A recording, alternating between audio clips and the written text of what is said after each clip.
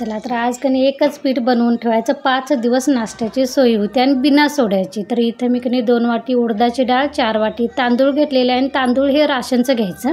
त्यानंतर अर्धा चमचा मेथी टाकायची, मस्तपैकी 1-2 पाण्यानं चांगलं धुवायचं, त्यानंतर पाणी घालून ठेवायचं। म्हणजे आज सकाळी मी ठेवले, त्यानंतर संध्याकाळी हे बघा असं भिजून होतं।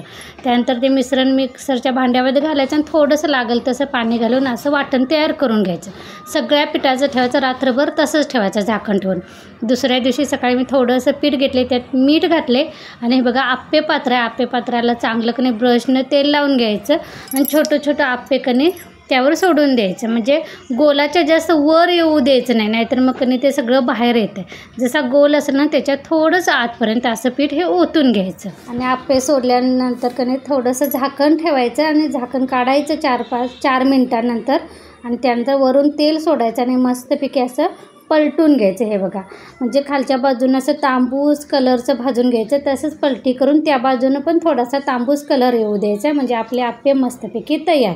तर ह्यासोबतची कणी आता तुम्हाला मी चटणी पण दाखवणार आहे। तर पहिल्यांदा आप्पे भाजून आपण काढून घेऊया। हे बघा मस्त असं टम्म फुगलेले, सोडा अजिबात मी घातलेला नाही आहे, बिना सोड्याचे, तरी पण छान असे आप्पे तयार झालेले। दोन्ही बाजूनं तांबूस कलर आला कणी मस्त असे आप्पे तयार होतात। तर ह्यासाठीची चटणी कशी मी 5 कणी नाश्त्याचे पदार्थ दाखवणार आहे, त्या 5 नाश्त्याला ही एकच चटणी केली तरी चालते। तर ह्यामध्ये कणी मी शेंगदाणे भाजून घालायचं, ओलं खोबरं, आलं, लसूण आणि मिरची, कोथिंबीर टाकायचं, मीठ टाकायचं आणि पाणी घालून वाटण करून घ्यायचं आणि त्यावर जिरा मोहरीची आणि कढीपत्त्याची फोडणी टाकायची। ह्यात जर आवडत असेल तुम्हाला दही घातलं तरी पण चालते चटणीमध्ये हां। तर इथे मी दुसरं पीठ तयार केले, त्यात पण ते पीठ घालायचं, थोडंसं मीठ घालून घ्यायचं आणि हे बघा मी असा सकल थोडासा निर्लेपचा तवा घेतलेला आणि त्यावर बटर टाकायचं आणि जाडसर असं कणी डोसा आपण सोडून द्यायचा, म्हणजे लोणी डोसा आपण अगदी साध्या पद्धतीनं लोणी डोसा मी तयार करते।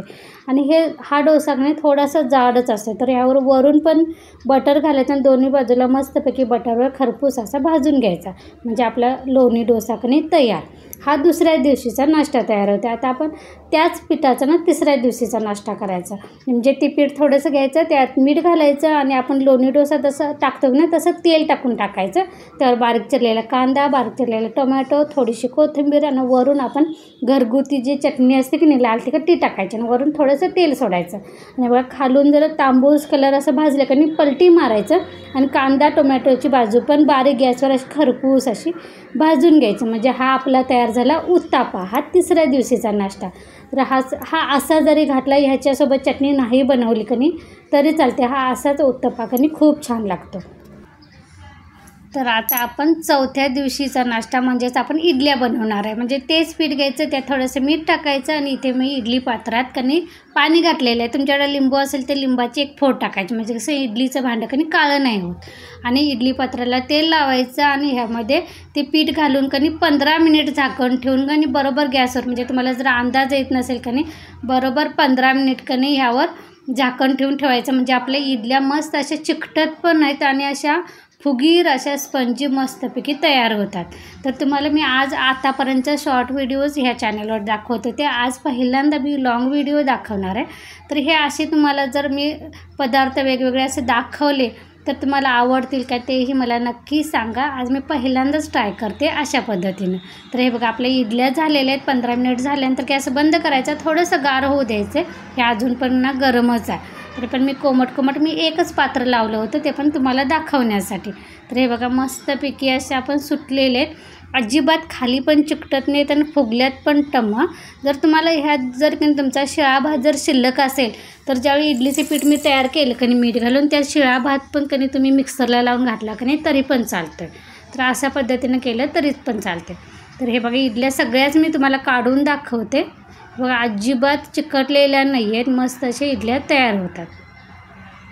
तर ह्याच्यासोबत तुम्ही सांबर आणि इडली दोन्ही केलं तरी चालतं आहे। डाळीचं जे सांबर असतं ना दुधी भोपळा घालून ते, तर इथे आता मी पेपर डोसा करून दाखवते। ते पीठ घ्यायचं, थोडंसं मीठ घालायचं आणि इथे मी कांदा कणी मिक्सरला पेस्ट बनवून घेतलेली आहे, ती कांद्याची पेस्ट टाकायची, म्हणजे कसा कुरकुरीत मस्त असा कणी डोसा तयार होते। तर इथे मी डोशाचा तवा ठेवलेला आहे, त्यात थोडंसं तेल लावायचं, नंतर कापडानं पुसून घ्यायचं, थोडंसं पाणी घालायचं, त्यात मीठ घालायचं वाटीत आणि ते मिठाचं पाणी की नाही हे तव्यावर शिंपडून टाकायचं. म्हणजे आपण डोसा बनवलेला असेल त्याचं जे मिश्रण करते की ते थोडंसं पातळ करायचं आणि हे मध्यभागी टाकायचं आणि वाटीनं कधी सगळीकडे असं परतून घ्यायचं. त्यानंतर हे काठ सुटायला लागले की नाही, वरून तांबूस कलर दिसते बघा आणि खाली साईडनं की नाही काठ सुटायला लागले की नाही आपला डोसा तयार होतो. मिठाचं पाणी टाकल्यामुळं की नाही डोसा चिकटत पण नाही आणि कांदा घातल्यामुळे अगदी कुरकुरीत हॉटेलसारखा पेपर डोसा तयार होतो. हे बघा मस्त असं सगळ्या बाजूने एकच कलर आलेला आहे तांबूस कलरचा. तर ह्यासोबत तुम्ही बटाट्याची भाजी किंवा डाळीचं सांबार किंवा खोबऱ्याची चटणी बनवली तरी चालते. चला ह्यासोबतच आजचा व्लॉग पण इथेच बंद करेल. तुम्हाला कसं वाटलं ते सांगा.